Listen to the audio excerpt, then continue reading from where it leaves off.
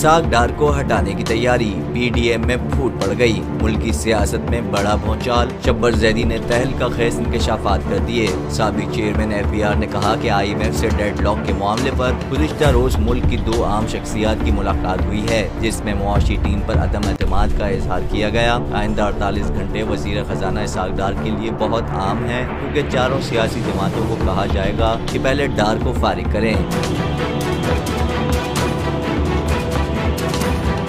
शब्बर जैदी ने कहा कि पीपल्स पार्टी भी इसाक डार से नाराज है। ये बात जहन से निकाल दें कि PDM मुत्तहिद है। शब्बर जैदी ने कहा कि इलेक्शन की तारीख का ऐलान करके निगरां हुकूमत लाई जाएगी ताकि मामलात आगे बढ़ सकें, जबकि हुकूमत ने 2 दिन से IMF शराइत पर तर्ज अमल बदल दिया है। साबिक चेयरमैन FBR ने कहा कि चीन से कर्जों की रीशेड्यूलिंग में डेडलॉक आ चुका है। अब भी कोई समझता है कि हुकूमत चलनी चाहिए तो गलत है।